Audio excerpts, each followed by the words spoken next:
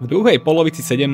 storočia, po skončení 30-ročnej vojny, bola Habsburská monarchia otrasená.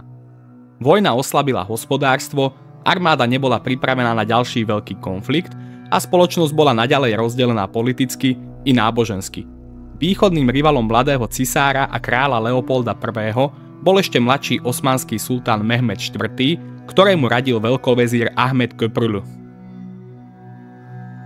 Jablkom sváru medzi ríšami bolo Sedmohradské kniežatstvo. Formálne osmanský vazál, ale v skutočnosti relatívne slobodná krajina, ktorá často lavírovala medzi osmanskou a habsburskou mocou. Sedmohradské knieža Juraj II. Rákoci ešte v roku 1657 vpadol po boku Švédov do Poľska, čím sa zapojil do druhej severnej vojny. Urobil tak bez súhlasu Osmanskej ríše. To sa považovalo za hrubé porušenie vazalskej podriadenosti. Ako trest vyslali Turci do Sedmohradska vojsko, ktoré obsadilo Veľký Varadín. Juraj II. Rákoci v neskorších bojoch s Osmanskou ríšou zahynul. Turci za nového sedmohradského vojvodu vymenovali Michala Apafiho. S tým však časť veľmožov nesúhlasila. Požiadali Leopolda I., aby zasiahol v prospech ich kandidáta. Leopold do krajiny poslal okolo 15 000 žoldnierov na čele s generálom Raimondom Montecuccolim. Celá výprava však bola neúspešná a len zhoršila vzťahy medzi Osmanskou ríšou a Habsburskou monarchiou. Sedmohradsko sa ako vazalský štát dostal pod kontrolu Osmanov. Do celej situácie vstúpil aj chorvátsky bán Mikuláš Zrínsky. Okolo roku 1662 dal na sútoku Mury a Drávy vybudovať pevnosť, ktorá vošla do dejín ako Nový Zrín. Bola to moderná stavba, priamo ohrozujúca osmanské pozície v Slavonsku. Problém bol, že jej existencia bola v rozpore so Žitavským mierom z roku 1606, ktorý zakazoval stavať nové pevnosti na hraniciach. Osmanská ríša to označila za porušenie dohody a legitímny dôvod k vojne. Pre Zrínskeho však pevnosť predstavovala symbol odporu a jeho vlastnú mocenskú základňu. Konflikt o Nový Zrín vyvolával napätie nielen s Osmanmi, ale aj s cisárskym dvorom, ktorý nechcel riskovať vojnu. Naopak Osmanom sa pod vedením veľkovezíra Ahmeda Köprülü otvorila príležitosť k veľkej výprave. Udalosti v Sedmohradsku a stavba Nového Zrína mu k tomu poskytli zámienku. V roku 1663 sa tak začala Rakúsko-turecká vojna, ktorá zasiahla územie dnešného Slovenska v dovtedy nevídanom rozsahu. Všetko, čo o vojne potrebuješ vedieť, sa dozvieš v nasledujúcom videu. Toto je dejepis domu. Vo vojne nerozhoduje len hrubá sila. Vždy to bola najmä taktika, predvídanie a schopnosť reagovať na vývoj na boisku. Tak ako sa museli rozhodovať generáli pred stáročiami, tak si aj ty môžeš vyskúšať, aké je to veliť vlastnej flotile. Hra World of Warship, jeden z najúspešnejších online titulov posledných rokov, práve oslavuje svoje 10. výročie a je sponzorom tohoto videa. Pri tejto príležitosti štartuje veľkolepé podujatie s názvom Grand Voyage, séria odmien, výziev a bonusov, ktoré trvajú až do konca roka 2025. A to znamená ideálnu príležitosť nielen pre nových hráčov, ale aj pre starých kapitánov, ktorí si chcú znova obúť námornícke čižmy a vrátiť sa na palubu. V hre nájdete viac ako 750 historických lodí z 13 národov, ktoré vychádzajú z reálnych plánov a dokumentov. Od torpédoborcov cez krížniky až po ponorky, každá loď ponúka iný zážitok a vyžaduje inú stratégiu. Realistická grafika, dynamické počasie, rôzne mapy a herné režimy. World of Warship vás doslova ponorí do atmosféry námorných bitiek 20. storočia. Ak vás baví história a stratégia, použite odkaz v popise X-Voyage. Získate prémiové lode, bonusy a odmeny, ktoré vám pomôžu vyplávať na more ako skutočný kapitán.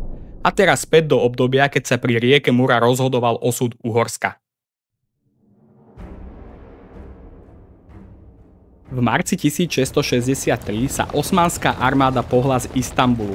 Prechádzala cez Edrín, Sofiu a Niš až do Belehradu. Veľkovezír Ahmed Köprülü paša medzi tým rokoval s habsburskou stranou v Osieku, ale protistrane dával nesplniteľné požiadavky. Naťahoval tak čas pre svoju armádu. Tá sa do Budína dostala 15. júna 1663. Tu padlo rozhodnutie zaútočiť na pevnosť Nové Zámky. Tá popri Rábe a Komárne strážila cestu do Viedne. Habsburské vojsko bolo v tom čase rozdelené na menšie oddiely. Zhruba 6 000 mužov mal k dispozícii Raimondo Montecuccoli. Strážil Dunajskú líniu okolo 3 spomínaných pevností. Ľudovít de Suš kryl Moravu a Sliesko a bán Mikuláš Zrínsky operoval v Chorvátsku.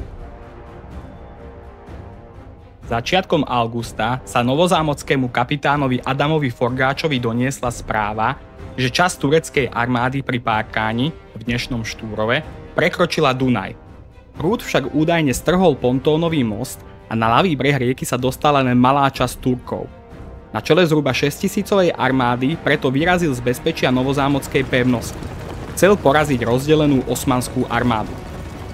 Prvá bitka rakúsko-tureckej vojny sa odohrala medzi Kbelcami a Párkáňom 6. augusta 1663. Forgáčovo vojsko bolo zdrvujúco porazené. Príbeh o strhnutom moste bol totiž lesť. Asi 10 000 osmanská armáda čakala na Forgáčov príchod a na bitku bola dobre pripravená. Forgáč so zvyškom svojich vojakov ustúpil do Nových Zámkov. 10 dní po jeho porážke dorazilo asi 50 000 osmanské vojsko na čele s Ahmedom Köprülüm pod Nové Zámky. Pevnosť bola síce dobre opevnená, ale nebola dostatočne zásobená a bola v nej len malá žoldnierská posádka. Počas obliehania sa k osmanskému vojsku pripojili Tatári. Ľahká tatárska jazda nebola vhodná na dobývanie, tak sa asi 20 000 jazdcov vydalo plieniť okolie. V 2 nájazdoch vyplienili predmestia Bratislavy, Hlohovec, Topolčany a Trenčín. Dostali sa až na Moravu. Tam vyrabovali okolie Brna a Olomouca. 24. septembra po niekoľkotýždňovom obliehaní Nové Zámky padli. Osmanom sa tak podarilo získať strategický oporný bod, ktorý im umožnil kontrolovať cestu k Bratislave a k Viedni. Pád pevnosti nechal mnohé mestá bez obrany. Hlavné osmanské vojsko tak mohlo bez väčších problémov pokračovať v rozširovaní ríše. Turci do konca novembra obsadili Šurany, Nitru, Hlohovec, Levice aj Novohrad. Mnohé mestá sa vzdali bez väčšieho odporu a panika sa šírila celým kráľovským Uhorskom. Napriek týmto úspechom sa Ahmed Köprülü rozhodol nepokračovať ďalej k Viedni. Hlavné vojsko sa na jeseň stiahlo späť do Belehradu. Zima vojnovému ťaženiu nepristala. Na hranici však zanechal silnú posádku v Nových Zámkoch a v ďalších mestách, ktoré mali zabezpečiť osmanskú prítomnosť v tomto regióne. Nové Zámky boli začlenené do osmanskej správy ako ujvársky ejálet. Uhorská šlachta bola po páde Nových Zámkov a strate ďalšieho územia v prospech Osmanov rozúrená. Najmä Mikuláš Zrínsky kritizoval obrannú taktiku viedenských veliteľov. Sám bol zástancom útočnej taktiky. Veril, že Osmanov treba poraziť na ich vlastnom území. Svoje predstavy sa rozhodol realizovať potom, čo sa osmanská armáda v novembri stiahla k Belehradu. Chorvátsky bán Zrínsky začal pri svojej pevnosti Nový Zrín zhromažďovať vojsko. Okrem uhorských a chorvátskych vojakov mu na pomoc prišli aj nemecké oddiely pod vedením grófa Wolfganga z Hohenlohe. Nazbieral zhruba 26 000 zbor, ktorý sa vydal na osmanské územie. Zrínsky pochodoval po ľavom brehu rieky Dráva a dobíjal jednu osmanskú pevnosť za druhou. 23. januára to bola pevnosť Berzence. 25. januára kapitulovala pevnosť v Bavoči. 29. januára boli obsadené predmestia a vnútorné mesto Peťkostolia v dnešnej Péči. Turecká posádka však stále držala pevnosť. Cieľom Zrínskeho bolo odrezať osmanské jednotky od zásobovania.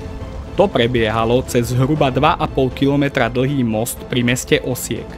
Jeho zničenie by znamenalo závažné problémy pre osmanskú obranu všetkých zadunajských území. Zrínsky preto ponechal väčšinu vojska pri obliehaní Peťkostolia a so zhruba 5000 vojakmi sa vydal k Osieku. Posledný januárový deň obsadil pevnosť Dárda na ľavom brehu rieky Dráva. Tým sa mu otvorila cesta k Osieckému mostu. Vojaci mali málo pušného prachu a tak sa rozhodli, že k mostu nanosia drevo, ktoré podpália. Keďže rieka bola zamrznutá, vojaci sa poľahky dostali k podperám mosta. 2. februára výrazný vietor pomohol k rozpútaniu obrovského požiaru, ktorý zničil veľkú časť konštrukcie. Zrínsky sa so svojimi mužmi vrátil do Peťkostolia. Tu sa medzi tým situácia nezmenila. Turci stále držali pevnosť. Po dohode s Hohenlohem sa celá armáda vydala späť k Novému Zrínu. Cieľ ťaženia bol totiž splnený.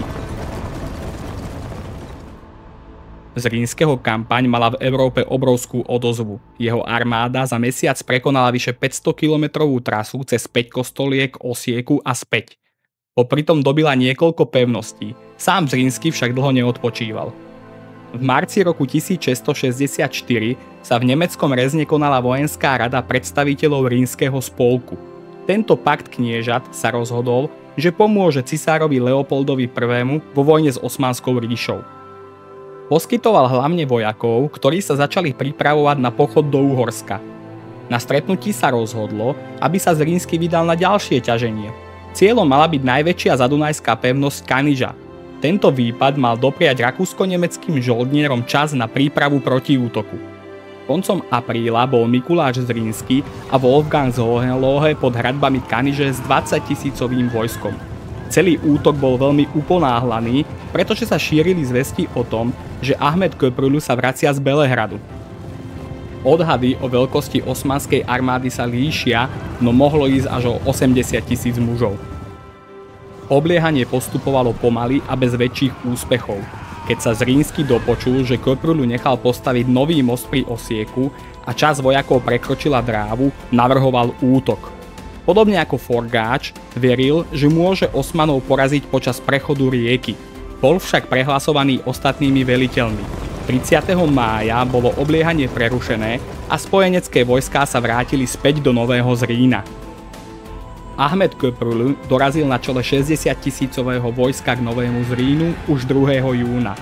Pevnosť držalo zhruba 2000 vojakov, no v poli okolo pevnosti bola celá 20-tisícová armáda Zrínskeho a Hohenloheho. Tá sa snažila postup Osmanov brzdiť do príchodu posíl Raimonda Montecuccoliho. Aj napriek úspechom v bojoch vojenská rada zbavila Mikuláša Zrínskeho velenia. Na jeho miesto bol vymenovaný práve Raimondo Montecuccoli, ktorý sa rozhodol, že Nový Zrín treba vyprázdniť a vyhodiť do vzduchu. Nariadil všeobecný ústup. Ešte pred zničením pevnosti sa ju podarilo obsadiť osmanským jednotkám. Zrínsky len ťažko niesol Montecuccoliho rozhodnutie. Deň pred pádom Nového Zrína opustil tábor a stiahol sa do chorvátskeho Čakovca. Zámienkou vojny bola stavba Nového Zrína. Turci preto pevnosť vyhodili do vzduchu a tá už nikdy nebola obnovená. Köprülüho armáda medzitým naberala na sile a v lete už mohla mať okolo 90 000 vojakov. Turci smerovali k svojmu skutočnému cieľu, k Viedni.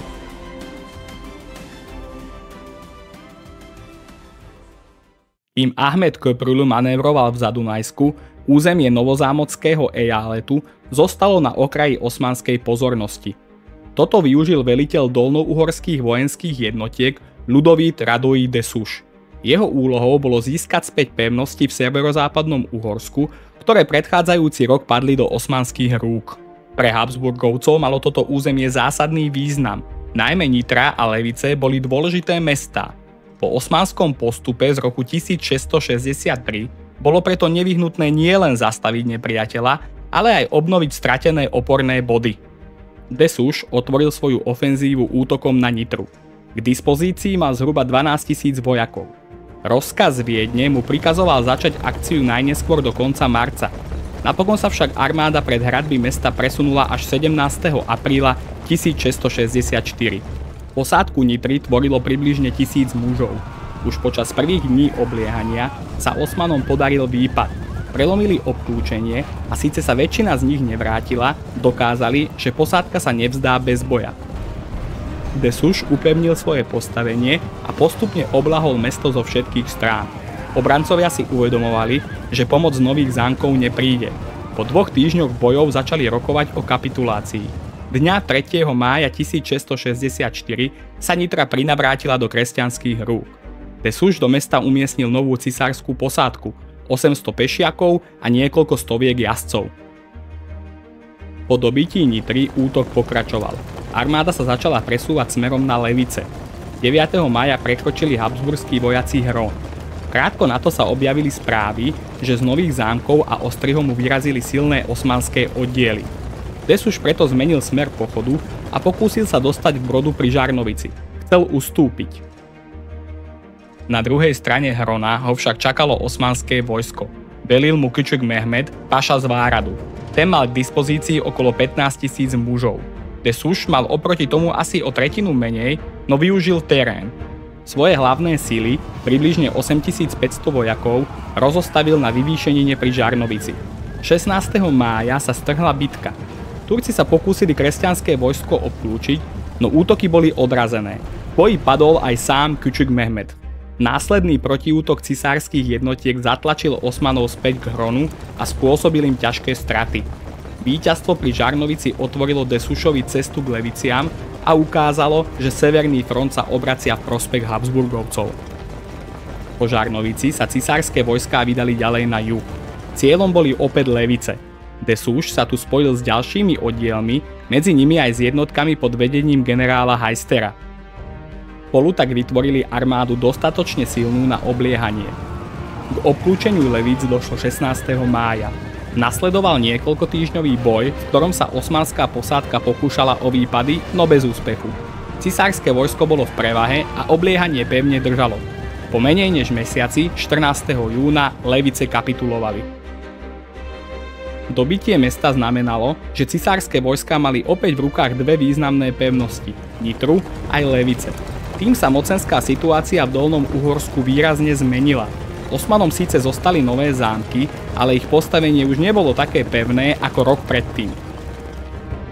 Ali Paša, ostrihomský veliteľ, zhromaždil približne 25 až 30 000 mužov a vydal sa na sever. Cieľ bol jasný – získať Levice späť a zastaviť postup cisárskych vojsk. V júli sa osmanské jednotky objavili pri Leviciach a tak sa tu začalo ďalšie obliehanie. Posádka však útoky odrazila a vyslala posla k Desušovi, ktorý sa so svojimi vojakmi nachádzal v Hlohovci. Ten sa okamžite vydal na pochod. Jeho armáda mala asi 12 000 mužov, z toho asi 2000 uhorských husárov pod vedením Štefana Koháriho. 19. júla prekročil s vojskom rieku Hron pri Hronskom Beňadiku. Tu narazil na osmanskú armádu pripravenú k boju. Strhla sa ťažká a krvavá bitka. Pravé krídlo uhorských jazdcov viedol Štefan Koháry, ktorý pravdepodobne rozhodol bitku, no sám zahynul. Napriek stratám sa cisárskym vojskám podarilo prelomiť osmanskú obranu. V boji padol aj sám Ali Paša. Turci utrpeli ťažké straty, odhady hovoria o približne 6 000 mŕtvych. Poslednou operáciou Desuša na severnom fronte bolo teda dobitie Parkáňu. Uskutočnilo sa 1. augusta 1664. Najdôležitejším krokom bolo zničenie osmanského mosta cez Dunaj, ktorý patril k hlavným zásobovacím a komunikačným trasám Osmanov. Týmto činom uzavrel Desuš svoju úspešnú kampaň. Cisárske vojsko na severnom fronte znovu získalo kľúčové pevnosti, symbolicky práve v ten istý deň, 1. augusta 1664, došlo k bitke pri Svetom Gotarde.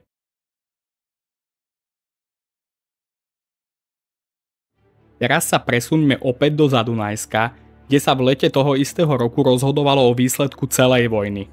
Po páde Nového Zrína sa hlavné osmanské vojsko Ahmeda Köprülü presunulo k rieke Rába, cieľom preniknúť hlbšie do habsburských držav smerom k Viedni. Cisárske sily pod vedením Raimonda Montecuccoliho, posilnené nemeckými a francúzskými jednotkami, sa im postavilo pri Svetom Gotarde. Osmanov bolo viac ako 80 000, kým spojené kresťanské sily tvorilo približne 25 až 28 000 mužov. Napriek obrovskej presile Turkov, Montecuccoli využil výhodu terénu.